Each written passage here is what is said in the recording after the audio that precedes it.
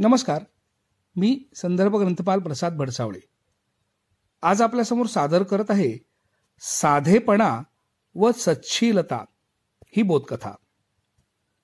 संत परंपरेतील सधन कुटुंबातल्या सुसंस्कृत वातावरणात लहानाचे मोठे झालेले व्यक्तिमत्व म्हणजे त्र्यंबक शिवराम तथा बाळासाहेब भारदे। बालपणापासूनच तल्लख बुद्धी असलेले बाळासाहेब गांधीजींच्या विचारांनी समाजकार्यात ओढले गेले। अतिशय संयमी, शांत आणि मिस्किल असं त्यांचं व्यक्तिमत्व होतं। बाळासाहेबांची मंत्रीपदी घोषणा झाली तेव्हाचा हा प्रसंग त्यांच्या साधेपणाचा परिचय करून देणारा। नगर जिल्ह्यातील शेवगाव येथील घरात एकदा रेडिओ ऐकत असतानाच बाळासाहेबांना मंत्रिमंडळात आपल्या नावाची घोषणा झाल्याचं वृत्त ऐकायला मिळालं।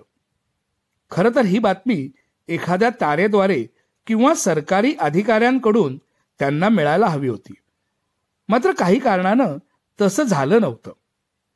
पण आपल्या नावाची घोषणा झाली आहे तेव्हा सरकारी निरोप आला नाही असा प्रतिष्ठेचा प्रश्न न करता विनाविलंब मुंबईत पोहोचण्याचा निर्णय त्यांनी घेतला। हे आपलं कर्तव्य मानून बाळासाहेबांनी स्वतःच्या पैशानं एसटीचं तिकीट काढलं व ते मुंबईला मार्गस्थ झाले। जिल्हाधिकाऱ्यांना हे वृत्त समजताच त्यांनी स्वतः लाल दिव्याची गाडी घेऊन एसटीचा पाठलाग करून काही अंतरावर ती थांबवली। जिल्हाधिकाऱ्यांनी सन्मानाने बाळासाहेबांना लाल दिव्याच्या गाडीतून मुंबईला जाण्याची विनंती केली। त्यावर बाळासाहेब अत्यंत विनम्रतेने जिल्हाधिकाऱ्यांना म्हणाले, अहो एसटीनं चाललोयच की मी, तिकीटही काढले, उगाचच तुमच्या गाडीचं मुंबईपर्यंतचं पेट्रोल व तिकिटाचे पैसे दोन्ही वाया कशाला घालवायचं, तेव्हा मी एसटीनेच जातो मुंबईला।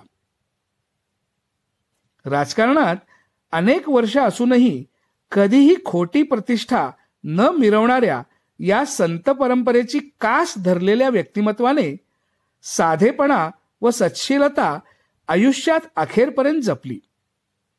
राजकारणात अशी माणसं दुर्मिळच। धन्यवाद।